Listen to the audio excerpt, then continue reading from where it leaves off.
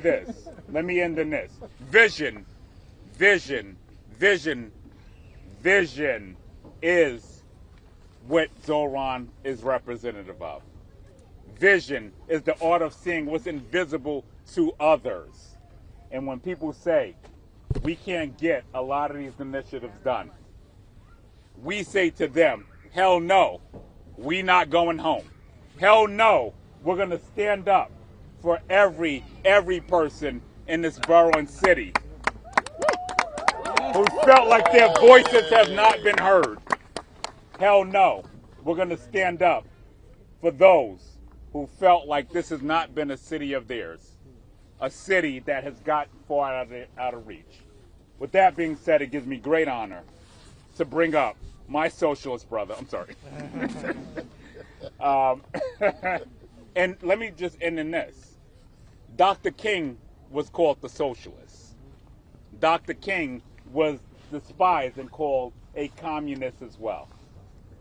And our brother has brought a clear message that capitalism has to work for everyone. Capitalism can't be for those up top. Capitalism has to work for the people at the bottom as well. And it gives me great privilege to bring up somebody who's done a lot of work in the state senate to ensure that this is a city and a state that work for everyone. And that is my brother, State Senator Michael Gianaris. Thank you. Good evening, everybody. Good evening. So my name is Mike Gianaris. I'm the Deputy Leader of the State Senate, and I have been associated with some issues through my time in state government. I'm known as the guy who killed the Amazon deal not a few blocks away from here. I was a big part of taking down the IDC in the State Senate. Yes, sir. Right. We took down the Republican majority in the State Senate. Yes, sir. Now, what do all those things have in common? They were championed by one Andrew Cuomo. Amen. Donald Trump's choice for mayor of the city of New York. Now, if you're all standing here following this rally, you may have missed that just moments ago, Andrew Cuomo actually said he wants this race to be decided by the Republicans in New York City. Yeah, I'm not joking. He said this in an interview. He said now it's up to the Republicans. He wants those votes because he knows, just like he got whooped in the Democratic primary, he has no chance with the Democratic voters in New York City. Let's go. Now, I did accomplish those things. I'm really proud of him. But right now, the one thing I'm most known for is that I'm the other guy who helped get the free bus pilot program done. Zohran Mamdani. And I'll tell you, the reason why that's the biggest thing is because his vision has electrified this city. And everybody knows, unlike his opponents, everybody knows what his message is. He wants universal child care. He wants to freeze the rents. He wants buses to be fast and free throughout this city. You can't name what his opponents want to do because they don't stand for anything. That is why this campaign is succeeding, because the people are listening and the people are taking to the streets to elect Zohran Mamdani, our next mayor. Now, a lot of what he wants to do, he can't do alone. He needs help. And he needs help from you all tonight and into tomorrow. And he's going to need help in Albany to get a lot of those things done. And I'm here tonight to tell you he has got partners in state government who are going to work to enact this agenda in January. I can also tell you, Andrew Cuomo, not so many friends up there. So if anyone's going to have a tough time doing anything, it's going to be the guy who got kicked out of Albany to begin with. But today we're here to push forward the positive message of the next mayor of the city of New York. I'm not introducing him either. I'm bringing up my colleague in the state senate first. But I'm so proud to be a part of this campaign. I'm so proud to see the energy in the streets. In the middle of the night, in the broad daylight, they're out here, they're working, they're rolling up their sleeves, they're sweating because it's that important. It's that important to send this message, not just to New York City, not just to New York State, not just to the United States, not just to the President of the United States who's paying attention, obviously, but to the whole world, that when the people stick together, they can do anything. We're going to change this city, and we're going to change the world because of it. Next, we're going to bring up the state senate who represents this party, Christy Gonzalez. How are we doing tonight? We feeling good? Yeah! That's right. It is such such an honor to be here. My name is Kristen Gonzalez, and I am the state senator for this district right here in Astoria. Woo! But I also represent Brooklyn and Manhattan. Sorry. And let me tell you, across the three boroughs, it is so clear that what we want and what we deserve is a Zohran administration. I am so proud to stand with the Democratic nominee the night before Election Day, because this is a critical moment. As someone who grew up right here in Queens in a one-bedroom apartment in a working-class family, I have seen it from day one that this city is too hard sometimes for our families and our working New Yorkers to afford. And in this moment, it's important because we have a chance to draw a line in the sand, to say that this is a city of workers, a city of people who believe and know that we can do better, to say that we reject a presidency that has cut off SNAP benefits for our own 2.9 million New Yorkers, to reject candidates that work with them when they kidnap people off of our streets, and instead to step up and stand up and say, we know we will win better with a Zohran administration. I have worked with our assembly member and who I know will be our future mayor, Zohran Mamdani, in the assembly as the state senator, and every single day in front of the cameras and behind the scenes, he has worked tirelessly for every single thing he believes in. I've seen him go on hunger strikes. I've seen him do sleep-ins. I've seen him run miles for people like us. But tomorrow, people like us need to show up for him. And I want to say thank you to everyone who has shown up to this point, because this campaign has proven itself. Over 100,000 volunteers. Woo! Over this Sunday alone, 160,000 doors knocked. Yeah. And the most votes in a primary ever in New York City. It is clear that there is a movement behind this campaign, and we have to remember to show up tomorrow at the polls. So for every New Yorker who is at home, who has not yet voted, who has seen someone in their circle or experienced themselves the unaffordability of the city, please, I am asking you to show up, because I know we've won great things before, and I know we can elect Zohran Mamdani to win great things. So with that, it is my immense honor to introduce my absolute incredible colleague and champion and fighter, Zohran Mamdani.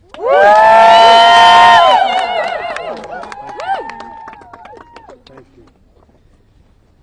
Good evening, everyone.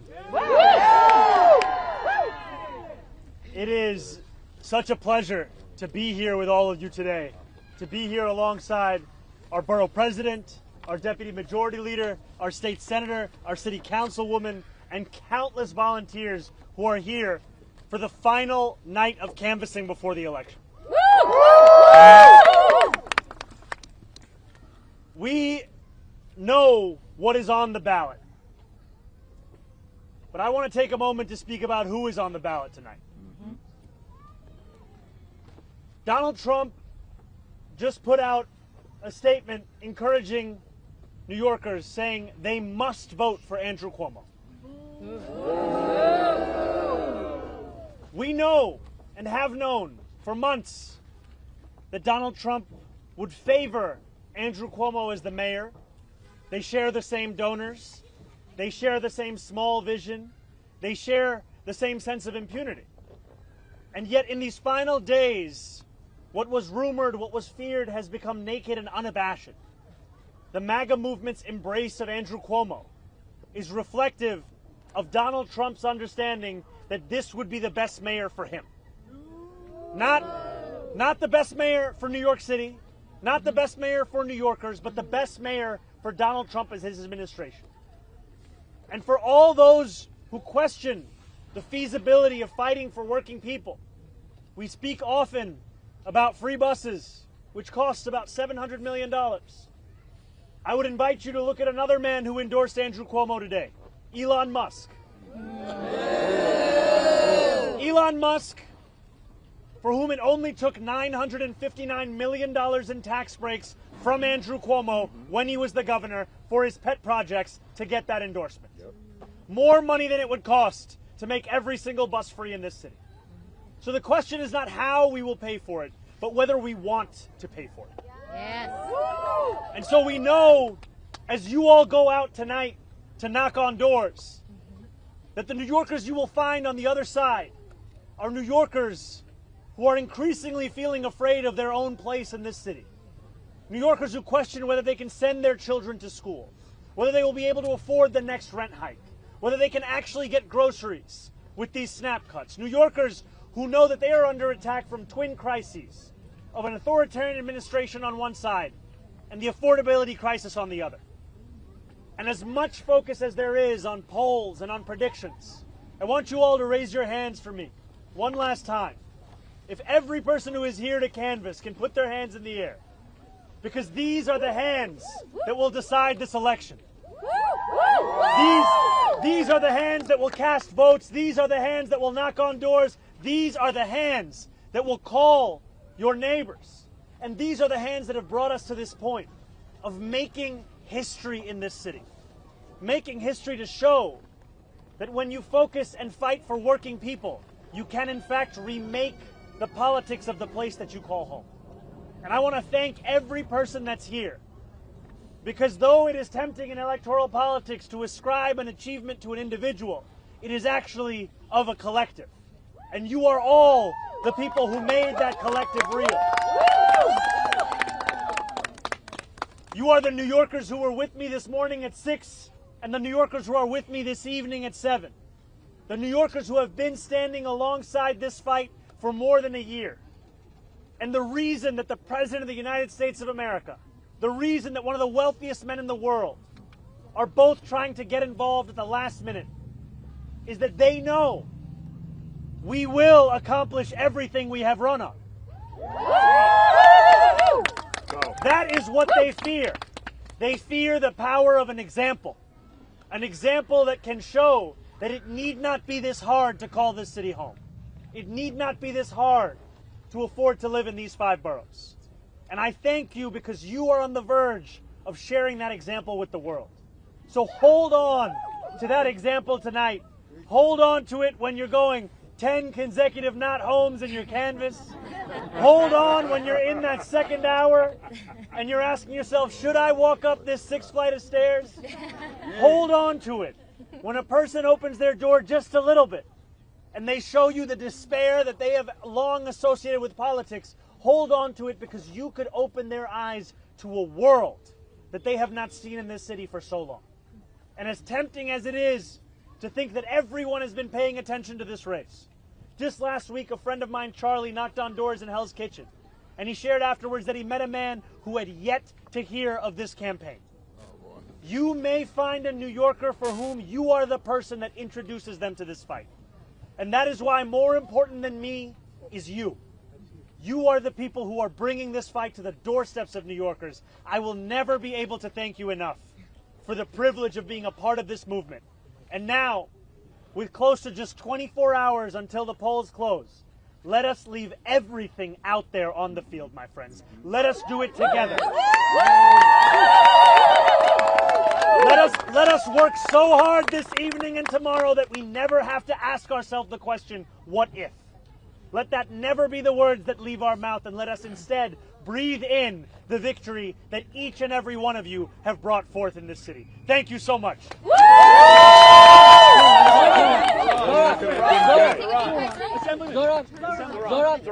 Zohran, what would your victory say to Donald Trump and to members of your own party who fear that your politics will harm the party in 26 and 28?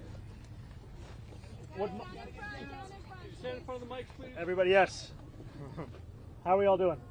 Better? Okay. This way. Don't worry, guys. It's the last night. Donald Trump ran a presidential campaign with the promise of cheaper groceries. Donald Trump ran a presidential campaign committing to lowering the cost of living. What our success will show is that it is not enough to diagnose the despair in working class Americans' lives.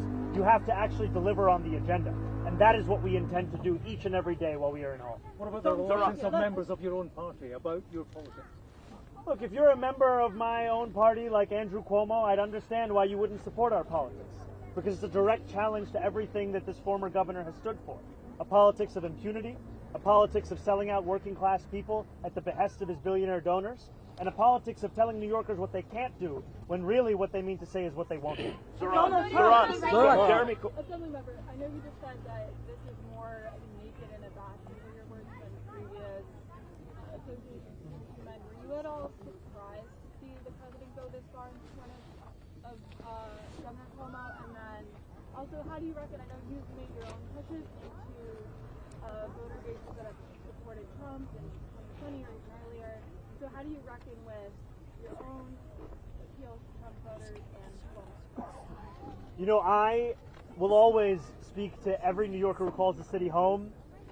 And while I'm looking to speak to Donald Trump's voters, Andrew Cuomo is looking to speak to Donald Trump's donors. That's the difference here. These are New Yorkers who voted for the president in the hopes of having a lower cost of living and who instead found that their despair was exploited as a means by which to deliver the political prosecution of Donald Trump's enemies and the enacting of the single largest deportation force in American history. Now, we knew in the primary that Andrew Cuomo was being funded by the same billionaire donors that gave us Donald Trump's second term. I did not, however, anticipate Andrew Cuomo going from being Donald Trump's puppet to being so nakedly his parrot. What he has said in these last few days, these are words that should shock the conscience of New Yorkers. He has said that diversity is a weakness, while forgetting which black host of the TV show he was on he was actually speaking to. He has laughed and agreed when a radio show host said that I would cheer on another 9/11. He has stood alongside the current mayor of this city as that mayor said that he was endorsing Andrew Cuomo to stop a movement that was burning churches in Nigeria, to stop New York City from becoming Europe. And as Deputy Majority Leader Mike Gianaris said, for Andrew Cuomo's closing message to be a call for Republicans to support him, it shows what we have long known, but what he was able to hide while he was in Albany, which is that Andrew Cuomo is interested more in his own power than in living up to the ideals that make so many New Yorkers proud to be Democrats. All right, we're going to go Michael right here. Assemblyman, in his post, Donald Trump very specifically threatened to withhold federal funds, that it is highly unlikely that I will be contributing federal funds other than the very minimum to New York City. If you are elected, that is a very real threat that you're going to have to deal with. How will you address that after you're elected if you win? I will address that threat for what it is. It is a threat. It is not the law. And too often we treat everything that comes out of Donald Trump's mouth as if it is already legal just by virtue of who is saying it. And it is time to finally stand up to the bullies that make these threats, not to become the bullies ourselves. And we've seen time and time again that the best way to respond to Donald Trump and to defeat these kinds of threats is to actually stand up and fight back. You've seen leaders across this country who have shown their unwillingness to compromise on their own morals and their own values as the way in which they fight back. And too often what we found in New York City is instead a willingness to capitulate and coordinate. And all of this with the most collaborative mayor you could find for Donald Trump in New York City. Still, the Trump administration was detaining New Yorkers as young as 6. Still, the Trump administration was cutting funding from our schools. Still, the Trump administration was taking $80 million out of our city's budget. And still, the Trump administration was threatening $18 billion in cuts for infrastructure projects. My point here is that even with that collaboration, the threats continue. And so it teaches us all that it's time to actually stand up and name this authoritarian crisis for what it is, and to speak about this funding as not something that Donald Trump is giving us here in New York City. This is something that we are in fact owed in New York City. Thank you guys so much. Thank you guys. Thank you guys. Do you have anything further?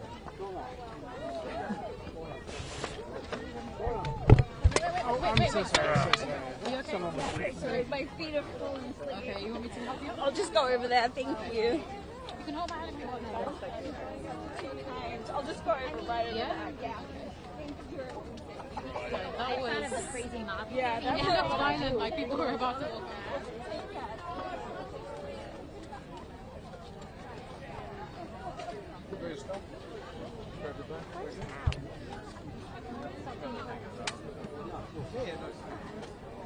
I'm a big guy, Dad. Vas, para que aprendan. Tú que tumbaste nosotros.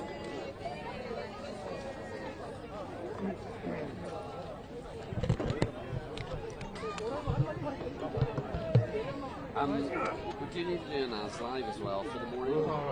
So I'm wondering like when and where we do it. Guys, who's that? I don't know, we could just do something here, but like you could say I've just... Or we could do it.